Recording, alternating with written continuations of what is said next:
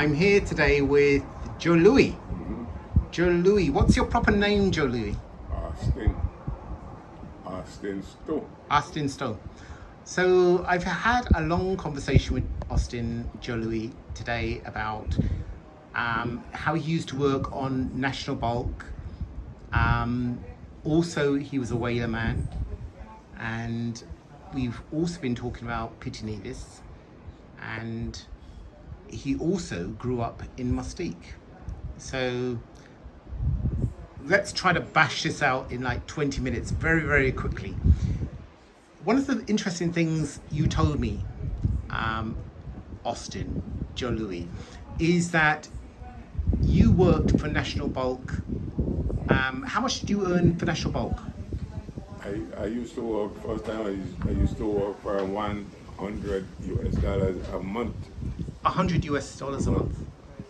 And you had to work for how long for each contract? How long did you work? At first the contract was 1 year.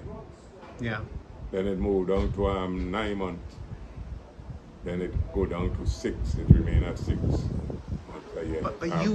But you worked longer contracts than that. Yeah, longer than that. The first ship I spent 16 months. The second one I spent 20 months. The third one was 18 months.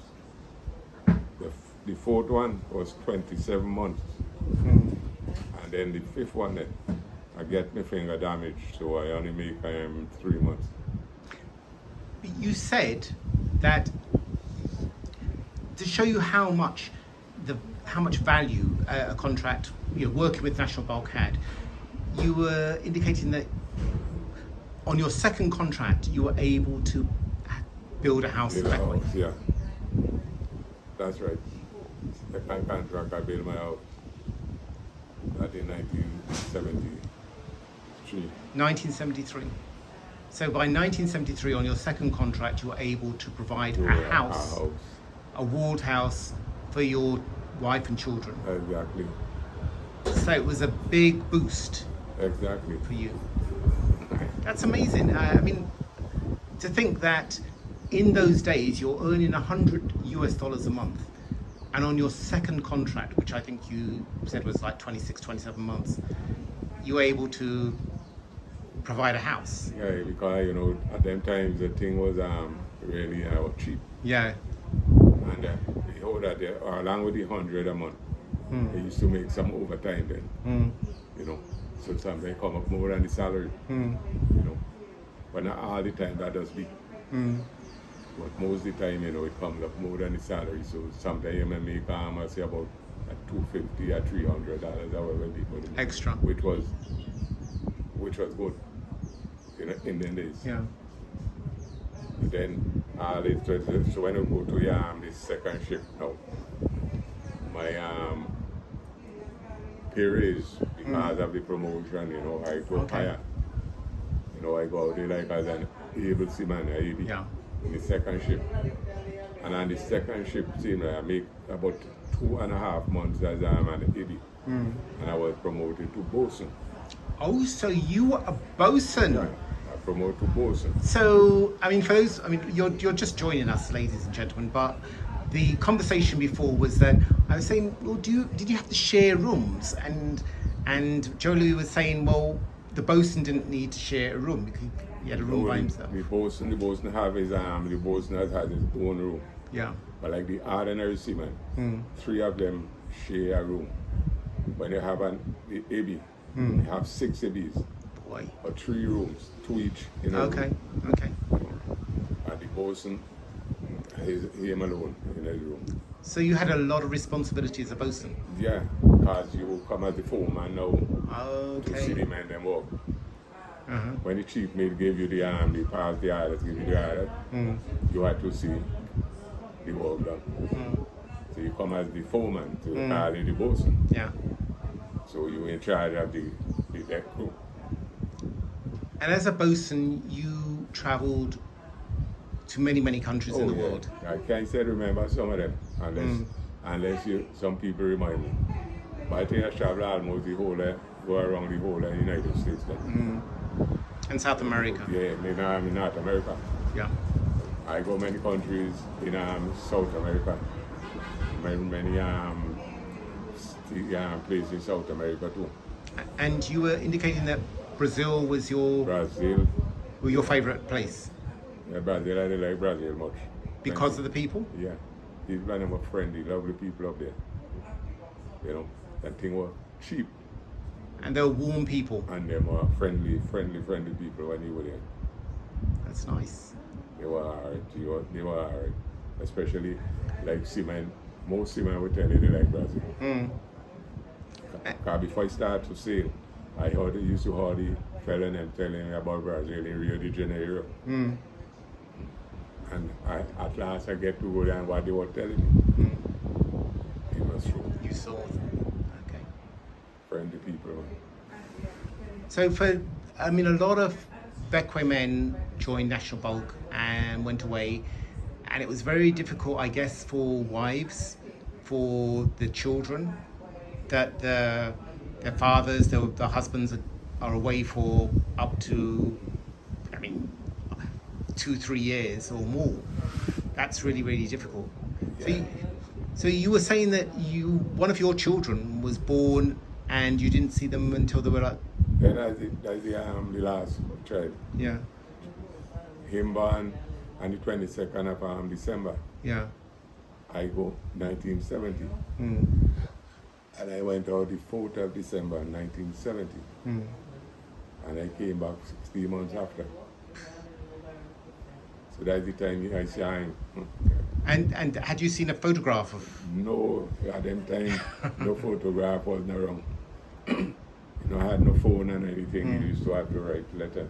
So it takes some time, 2 months or so before you could get that from them, But now, with your phone now, every time you take phone, you could call them and you could see them too, but not like before. Wow. It was a harder time before. But...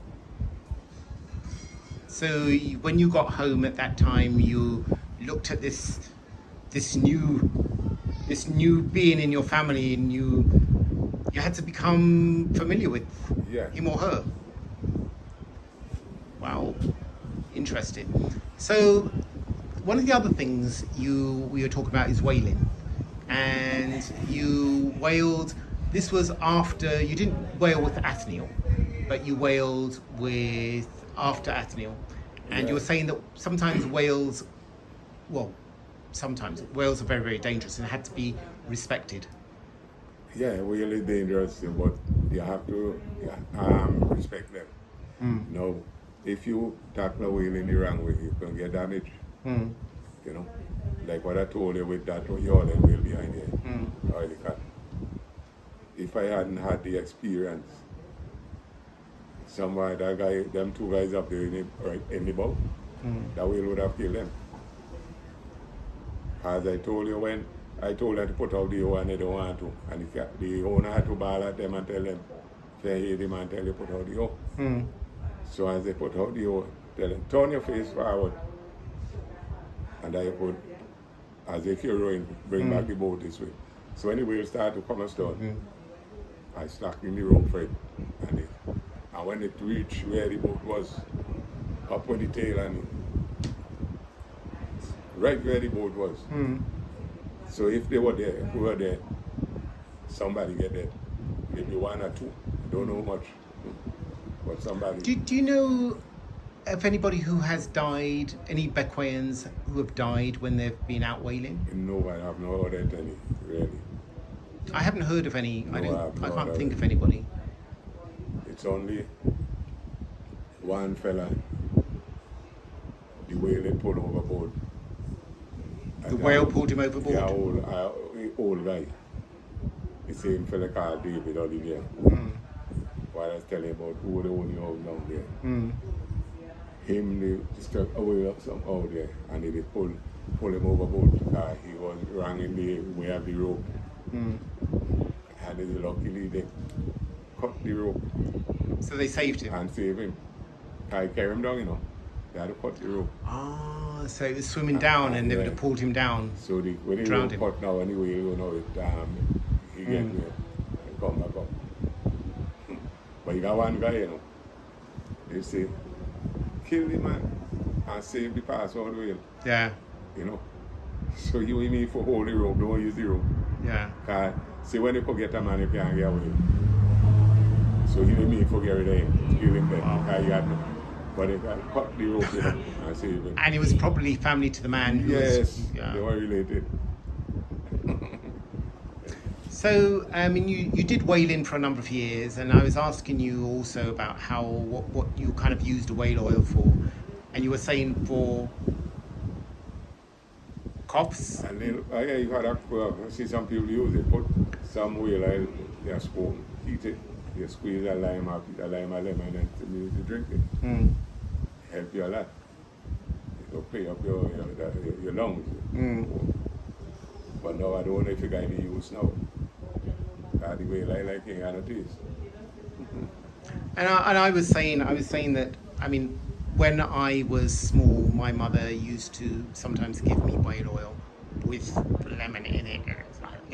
Yuck. It was an experience. Yeah, that's the same. My old queen them used to do that too when we were small. They used to give us that whole pile, whale oil with lemon, squeeze lemon or lime, whatever it is, you know, in it. Heat it, and you drink that. And it used to work. Mm. But I don't know for now, because the whale oil like it, they have no taste now. Okay. Well, I can't remember the last time I had whale oil. It must be years. But the other thing we were talking about was you grew up in Mustique. Yeah, about 13 years. 13 years. So you spent 13 years in Mustique, and you were there from what time to what time? Well, say by 1945 out there. Mm. Because when I born in 1945, October 45, you know, as I told you, we were taken to Mustique where they live. Mm. And at the time that I came down here about when? 1960 some, 61, somewhere there. You came down to Bequia from About Mustique. 13 years, something like that. After I came there to Bequia. I live around in Louis. So describe in your own words, what was Mustique like for you growing up? What if I was you, what would I have seen? What would I have heard? What would it smelt like? Well, What was it like? Well, Mustique was then that time and I had no job, you know. No jobs. No. You till I go see they used to plant a little cotton. Mm. Sea Island cotton. Yeah, plant a little cotton. And we go around the rock, you pick twigs. You look for crab. Like how they used to make their living, they had no living. Yeah. You know, go to Stinbits every Saturday, sell your wigs and crab and whatnot. Boats used to come there, take the cotton and, you know what I mean? And how they really used to answer was there. Do a little fishing, a little cornfish and so. And then after tenant took over the island, then people started to get a little job now, you know, get a little job, you know. So Paid jobs. paid job now, so that's how Mustique was at that time. Until now, you see. It's going full swing now. Yeah. But what were the houses like? What were the living conditions like when you were growing up as a child there? Well, you had, a 2-room house. Mm. You call that, you used to call the bedroom, and you used to call the hall. Yeah. So in that way, everybody used to have father, mother, children in that little home there. And we used to sleep. You sleep on the floor. You can't have a bed and you spell wet on the floor. So you didn't have a bed? Not no bed up there. No. The mother and the father had their bed. But you the children now, you got to spread some bag down, you spread some cloth on the whole bed now after they can't have bed and they spread that on the floor there. Like a crocus bag and... They used to sleep on that. So it wasn't comfortable? Yeah, comfortable. Okay. Had them time, you know. Yeah, you didn't know better. You don't know better, so you're comfortable. Mm. Sometimes you piss them up. And some used to piss. Yeah, because you want your bed.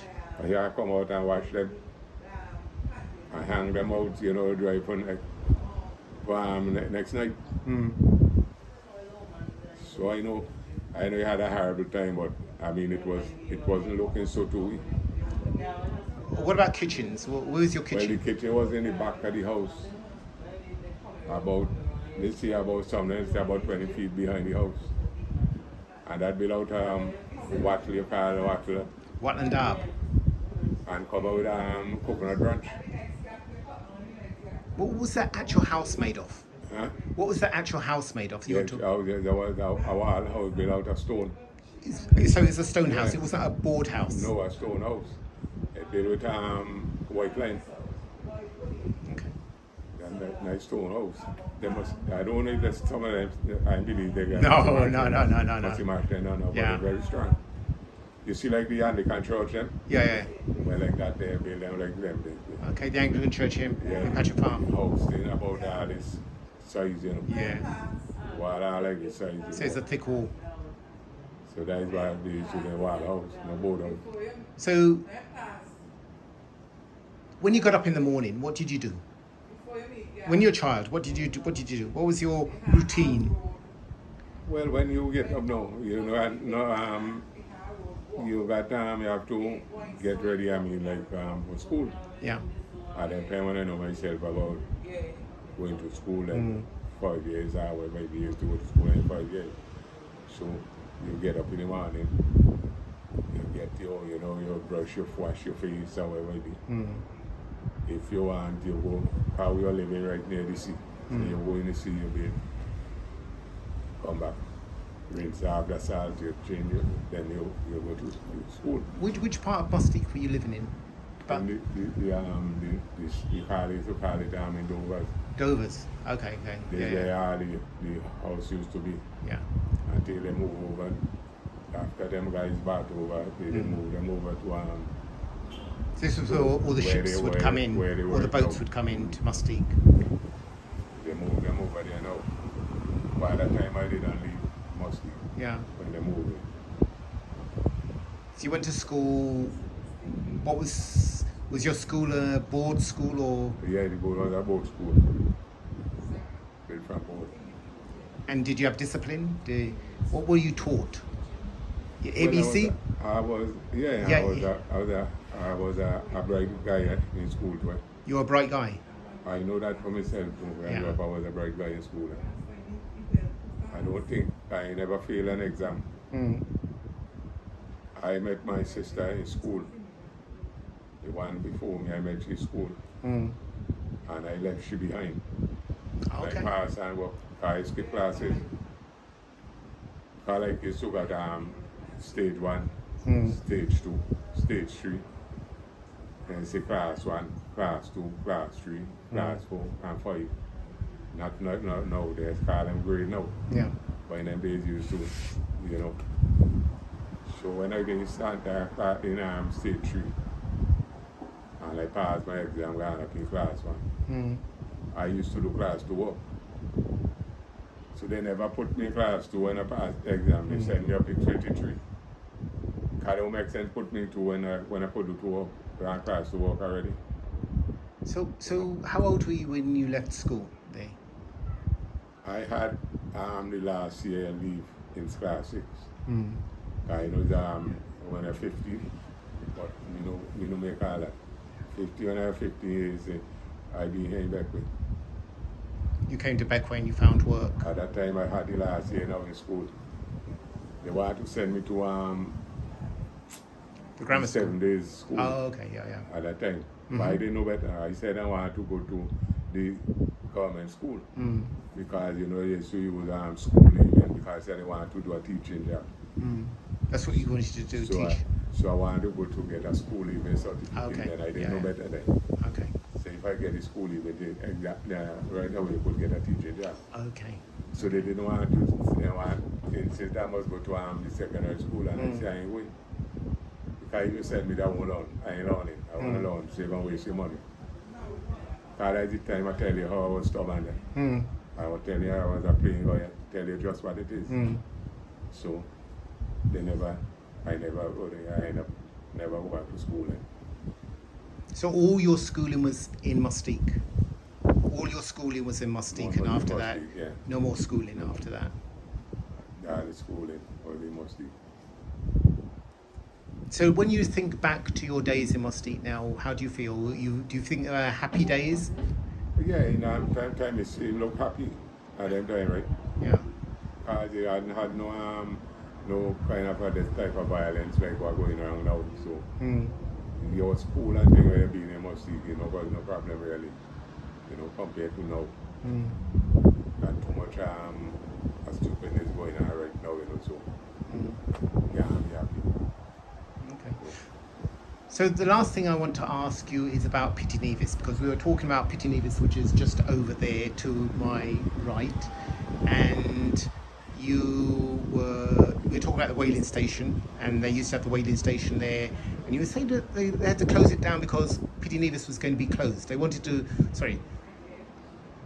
Pitty Nevis was going to be sold, so they needed the whale station to come off. Yeah, that's what I really understand. I was out sailing at them time, but I heard they were going to get it sell or lease. So you see they were building, they start to build road there and they build a wharf there. Some Canadian, I think it was. Something I don't know what went down really. So they just stopped it. And this was in the 1980s? I can't remember the year. Really. I remember the year really when they was doing something I let it stop it. I don't know why it was really why they stopped it. Okay. So it's just there now, empty, and the whaling has moved to St. Paul Quay? Yeah, because they said that they were going to get it sold, and you want to tell me you don't want no whaling there, so that is why they had to come up here. But it's still there. But interestingly, you said that the owner of Pitty Nevis, she has the house just down there. I'm looking at it. You're looking at it. But it's just over my shoulder. That is one of them. Yeah. One of the owners. Her father, then was the owner of Pitty Nevis. Yeah. She is the one.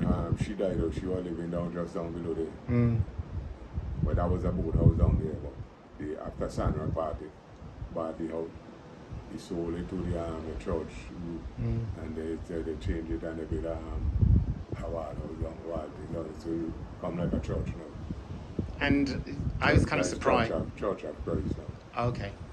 And I was kind of interested because you said that several of these houses that are just below the road here were bought by Sandrock, and I'm thinking, why was Sandrock buying all of these houses in Patchett Farm when he lived all the way down in Moonhole, next to the Johnsons? What I find strange. He may spend money, man. Maybe like to own property, but he sold them back after. So yeah. Because the one over there, I'm Trinidad woman about that. So that is how it is. Okay. So you don't own no more pay. All right. Well, this is a very short kind of resume of the fact that I'd been having a much longer conversation with Julie, but I thought, why not just try to lance the boil here and now? And he's kind of repeating what he had told me, but I find it very interesting. I think that we should try to record and preserve these kinds of memories that Joe Louis has. So, Joe Louis, thank you. All right, I would. This is where we are. This is Boxing Day 2024. That's Pitty Nevis over there. Mustique over there. Thank you.